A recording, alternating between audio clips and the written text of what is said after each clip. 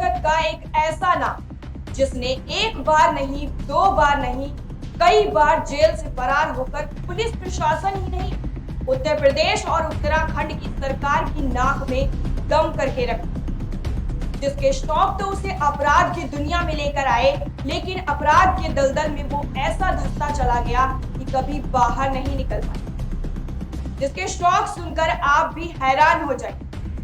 नमस्कार, मैं हूं साइमा और आप देख रहे हैं क्राइम दोपहर। आज के एपिसोड में हम आपको दिखाएंगे उत्तर प्रदेश और उत्तराखंड के कुख्यात गैंगस्टर अमित भूरा की जुर्म की कहानी। तो आइए जानते हैं।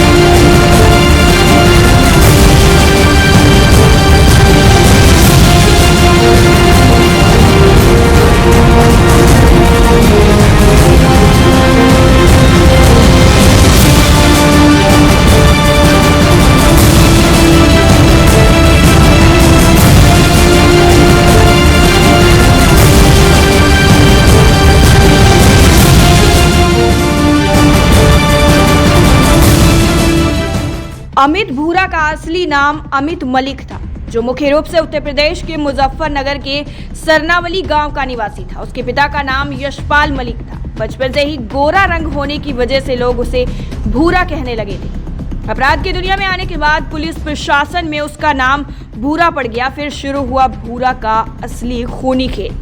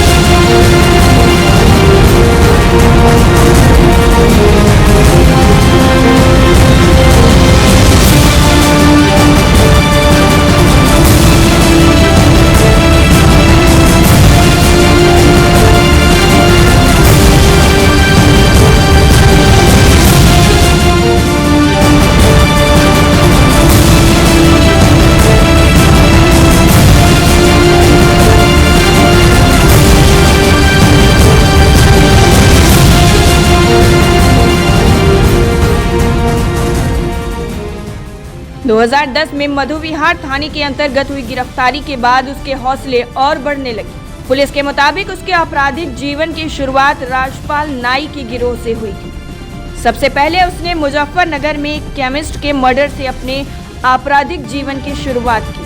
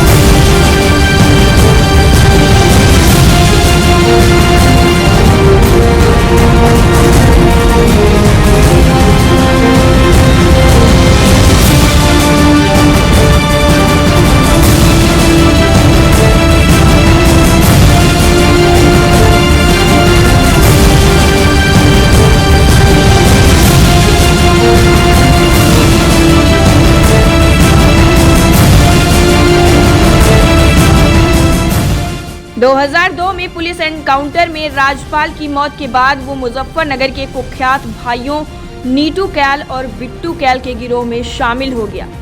पुष्पेंद्र, अनिल भारती और राजीव भूरा समेत इन गिरोह ने कुख्यात धर्मेंद्र किरठल के गांव किरठल में उसके पिता समेत 5 लोगों को मौत के घाट उतार दिया था।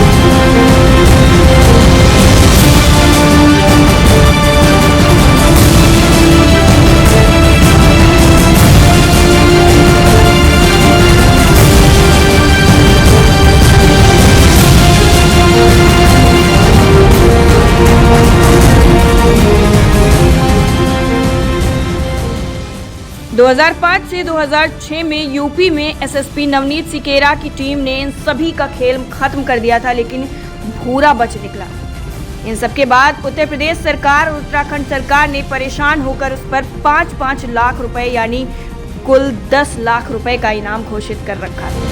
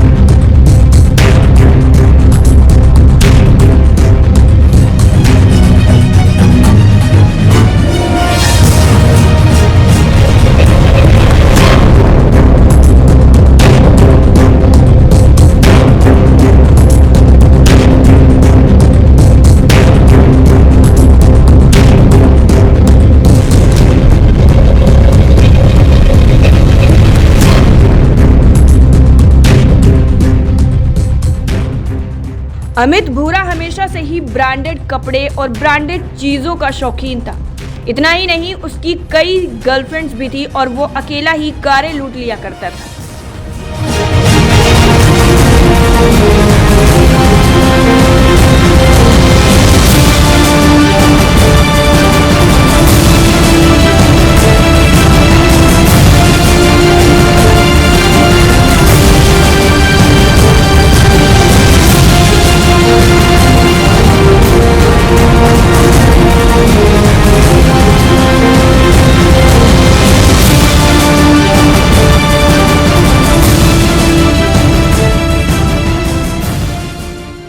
भूरा ने कई संगीन अपराध जैसे हत्याकांड, bank robbery, toll robbery, truck लूट और पुलिस की कस्टडी से भागना उसका शौक बन चुका था। उसके इतना बेखौफ होने की वजह से पुलिस प्रशासन की सुरक्षा पर भी कई बार सवालिया निशान खड़े हो चुके थे, लेकिन अमित अपनी आपराधिक गतिविधियों से प्रशासन को नाको चने चबवा रहा था।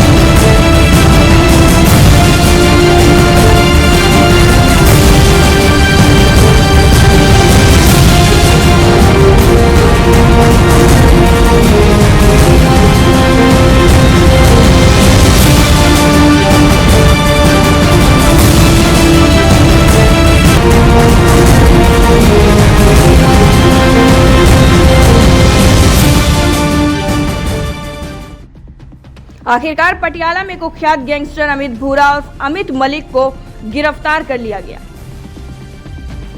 सर ये जो मुठभेड़ हुई है क्या पूरा मामला है? आपके लगे तो कक्कड़खेड़ा थाना क्षेत्र में दिन दहाड़े सूचना मिली थी कि कुछ बदमाश एक घर में छिपे हुए हैं। इस पर हमारी टीम गई और वहाँ पर जब देखा तो रात में जो फॉर्च्यूनर लूटी गई थी वो नीचे खड़ी थी और जब हमारी टीम ने फर्दर उसको घुसने का प्रयास किया तो अंदर से फायर हुआ। इस पे टीम ने पूरी घेराबंदी की, बाहर से भी फोर्स तत्काल भेजी गई। एसएसपी स्वयं मौके पे गए, सभी अधिकारी वहाँ मौके पे गए और उसके बाद से एक्सचेंज ऑफ फायर हुआ जिसमें कि एक बदमाश घायल हुआ है और उसको घायल अवस्था में जिला अस्पताल लाया गया है। अभी उसका उपचार चल रहा है।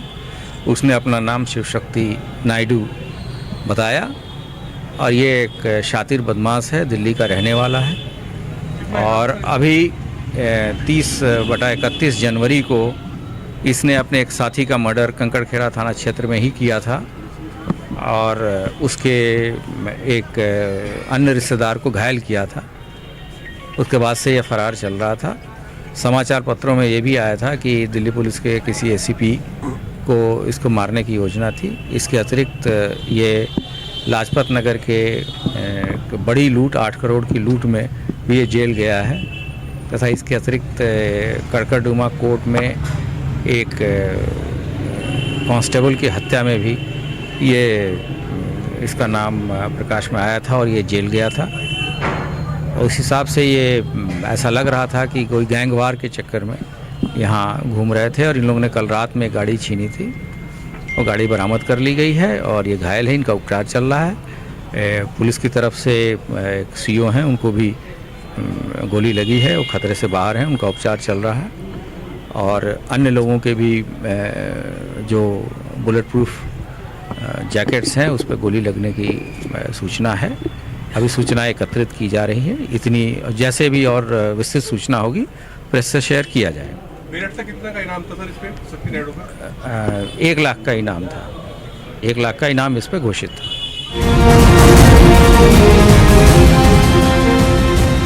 उत्तराखंड और उत्तर प्रदेश की पुलिस का टारगेट नंबर 1 रहने वाला अमित भूरा अब सलाखों के पीछे था, लेकिन कोई भी जेल या प्रशासन उसे ज्यादा दिन जेल में नहीं रख सकता था। लेकिन कानून के शिकंजे से आखिर कब तक कोई बच सकता है?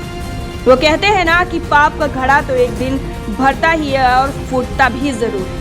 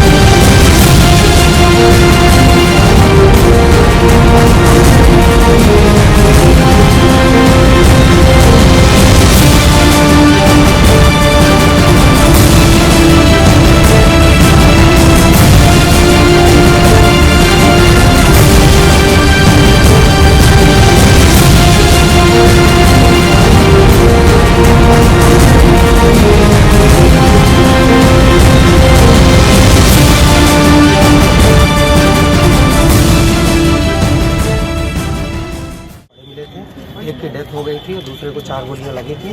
पुलिस ने तत्काल उसका उपचार कराया तो ये बात सामने आया कि दिल्ली के एक गैंग का गैंगवार है जिसमें तिलकराज नामक व्यक्ति था जो कि वहाँ पर जीवित था, जिससे बहुत सारी चीज़ें पूछताछ में निकल कर आई। उस आधार पर पुलिस टीम लगी हुई थी और आज एक सूचना मिली थाना कंकड़खेड़ा को कि देर रात एक फार्चूनर लूटी गई थी पिस्टल के बल पर। वो फार्चूनर कहीं खड़ी देखी गई है। उस सूचना पर जो लोकल पुलिस टीम वहाँ पर पहुँची तो वहाँ पर आसपास पूछताछ की, एक फ्लैट में घुसी तो अंदर से फायरिंग हुई। उसके बाद सेट से मैसेज हुआ और जनपद की सारी पुलिस टीम वहाँ पर पहुँची।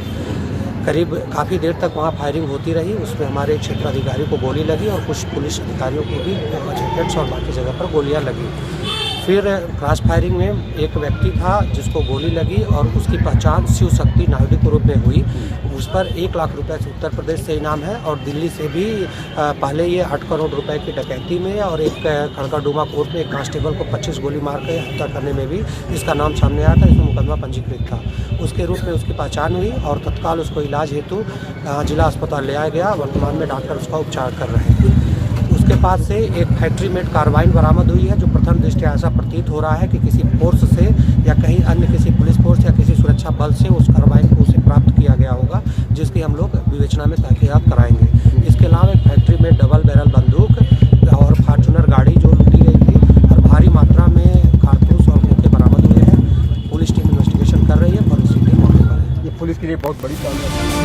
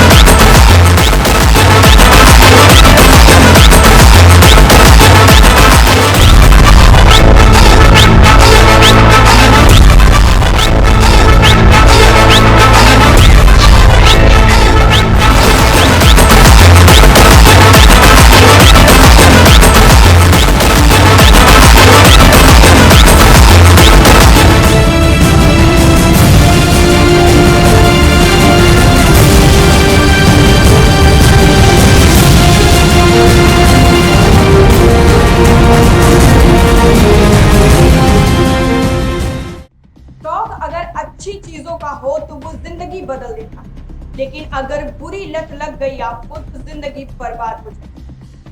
आज के एपिसोड में फिलहाल इतना ही। हमें दीजिए आज्ञा। अगले आपराधिक एपिसोड में हम आपको कौन से अपराध की दुनिया से रूबरू करवाएंगे, जानने के लिए मेरे साथ देखते रहिए क्राइम दोपहर।